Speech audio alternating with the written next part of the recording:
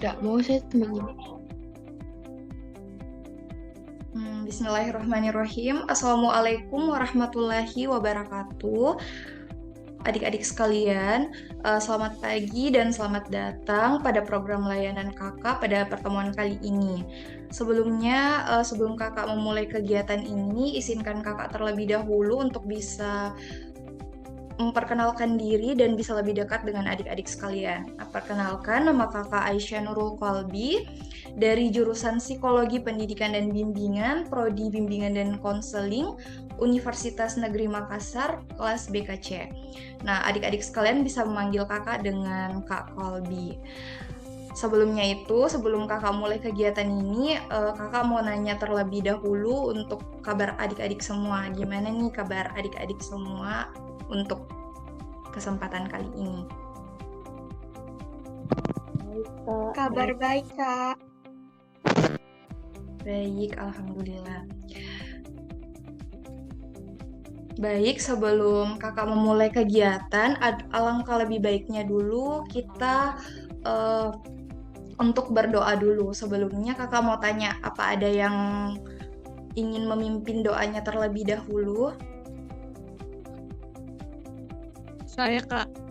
Baik, kepada adik Fauzia Fania, silahkan. Baik, terima kasih atas kesempatannya, Kak. Sebelumnya teman-teman, sebelum kita memulai kegiatan, marilah kita membaca doa. Menurut keyakinan masing-masing, berdoa dimulai.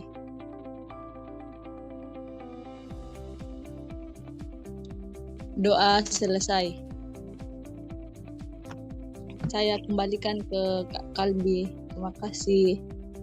Baik, sebelumnya terima kasih kepada adik Fauzia telah memimpin doa. Nah, sebelum kakak memulai kegiatan ini, terlebih dahulu kakak share screen dulu terkait topik layanan yang akan kakak share.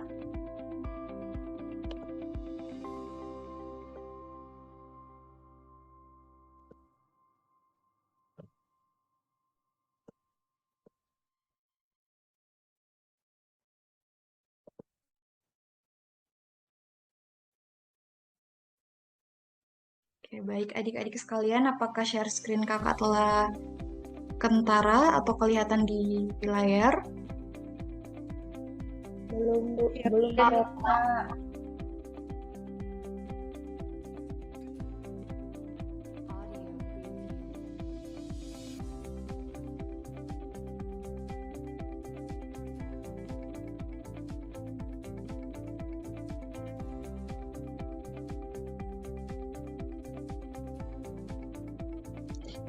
Sudah ada, Kak. Sudah ada?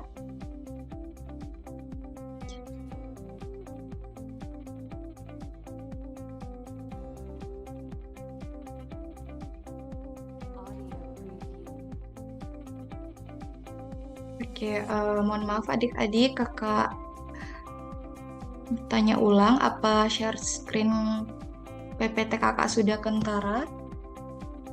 Sudah, Kak. Oke. Nah, sebelum kakak memulai kegiatan, kakak ingin menjelaskan terkait tujuan umum atau khusus yang akan adik-adik peroleh ketika adik-adik telah mendengar terkait topik layanan ini.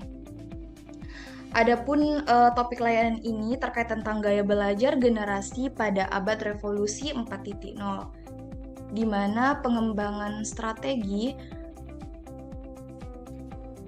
pada generasi revolusi 4.0. Adapun tujuan dalam topik ini, peserta didik mampu mengembangkan strategi belajar yang sesuai dengan gaya belajar abad 4.0 yang memiliki standar kreativitas di era abad 4.0 ini, yakni generasi milenial.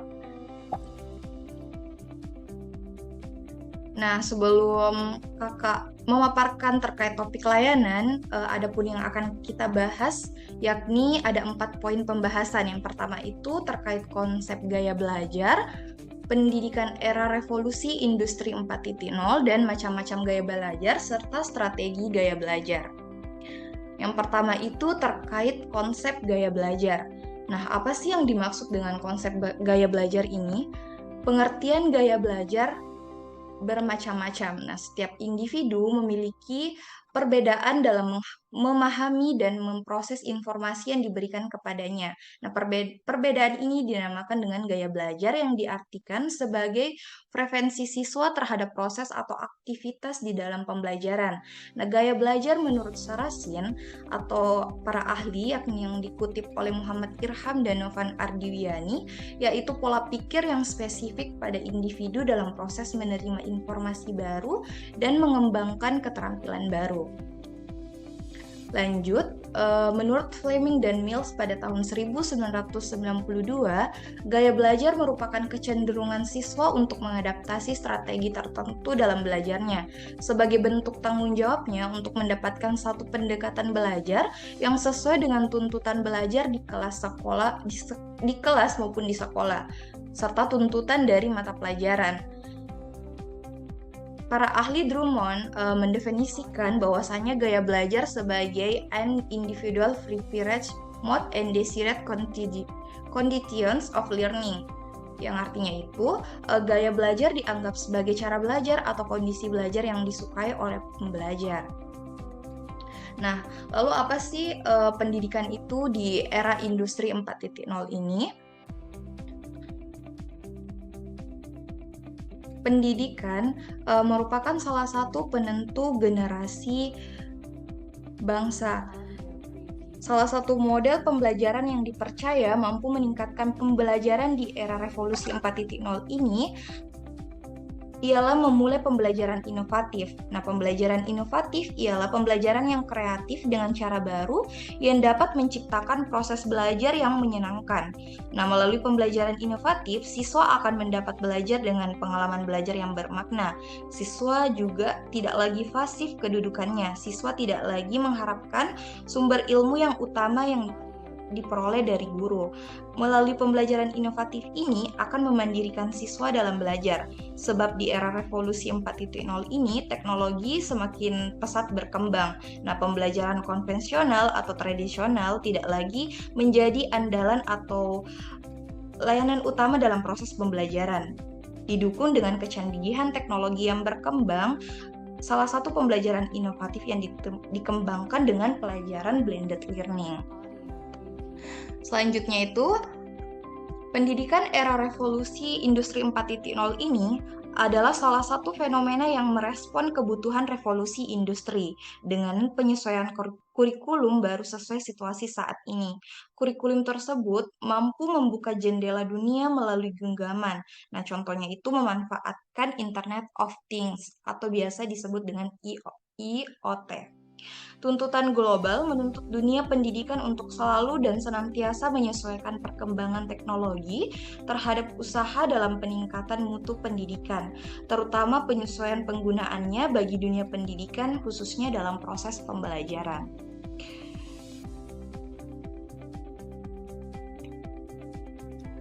Lanjut, revolusi industri 4.0 ini diharapkan mampu mewujudkan pendidikan cerdas melalui peningkatan dan pemerataan kualitas pendidikan. Nah, perluasan akses dan relevansi dalam mewujudkan kelas dunia.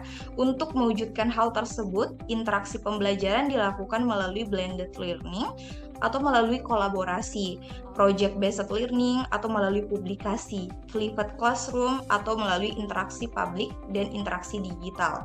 Nah, bidang pendidikan sangat berkaitan dengan revolusi industri 4.0 yang dapat dimanfaatkan untuk mendukung pola belajar dan pola berpikir serta mengembangkan inovasi kreatif dan inovatif dari peserta didik guna mencetak generasi penerus bangsa yang unggul dan mampu bersaing dalam aspek kemampuan berpikir kreatif serta inovatif.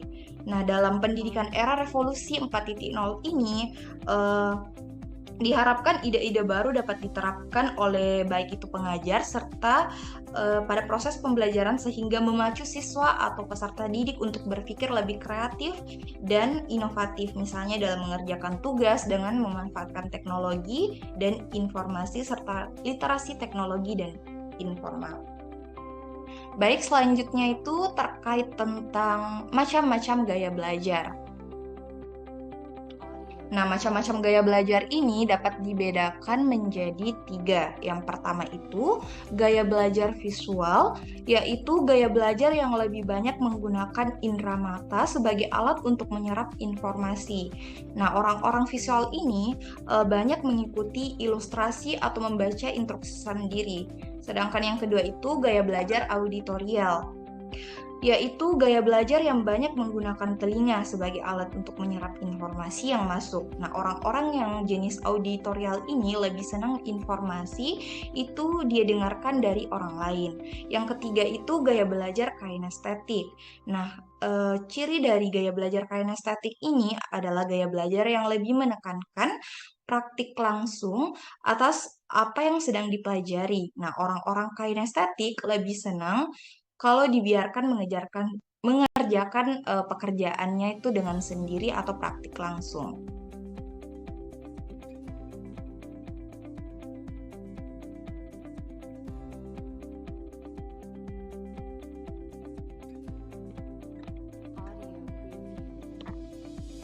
Nah, baik.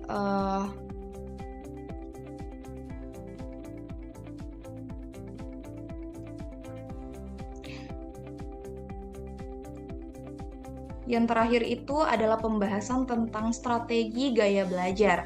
Nah, ada beberapa cara belajar yang dipergunakan oleh individu yang berbeda dalam hal umur, kebiasaan, lingkungan, sosial, termasuk institusi pendidikan, motivasi dan tujuan belajar. Nah, apabila kita cermati nih, maka cara atau metode belajar yang beragam tadi masing-masing memiliki ciri khas yang kemudian dikenal sebagai strategi belajar.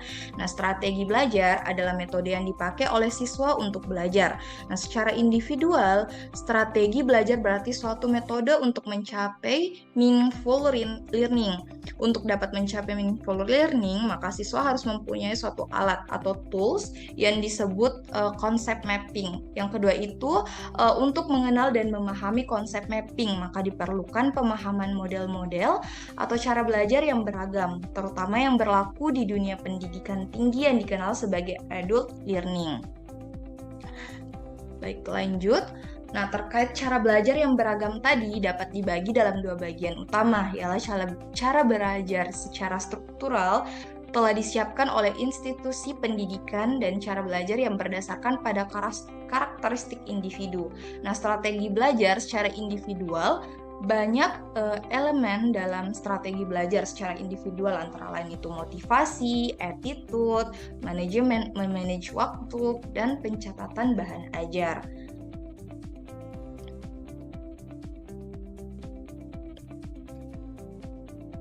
Nah, baik, itulah tadi keempat poin pembahasan yang telah kakak jelaskan terkait topik kita tentang gaya belajar dari strategi belajar generasi 4.0 ini. Baik, selanjutnya itu kita memasuki sesi tanya jawab. Nah, bagi adik-adik yang ingin bertanya terkait penjelasan kakak tadi, kakak persilahkan.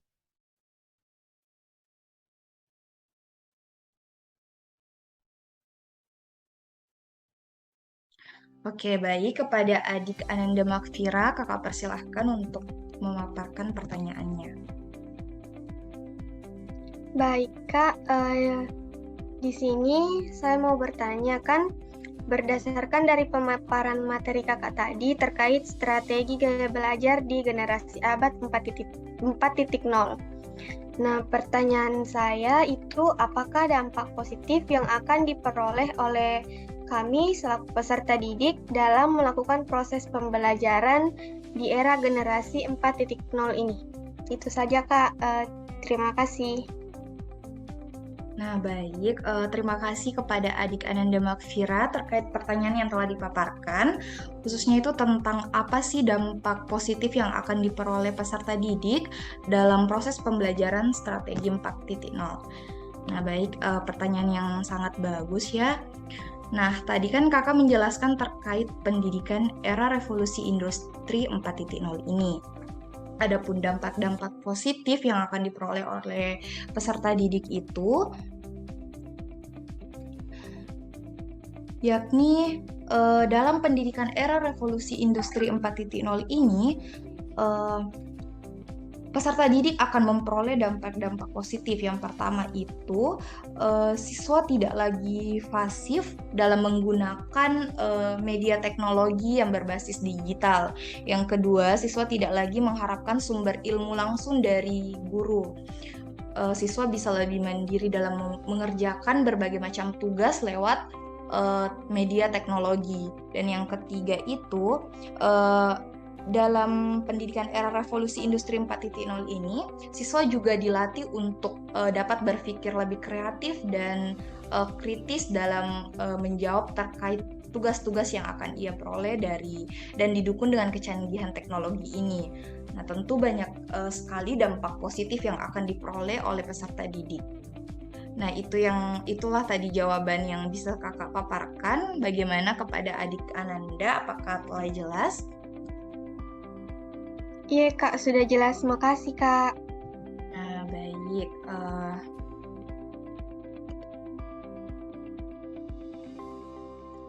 Baik adik-adik, itulah tadi topik layanan terkait tentang strategi belajar pada generasi abad 4.0 ini yang sempat kakak paparkan dalam pertemuan program layanan bimbingan kelompok pada kali ini.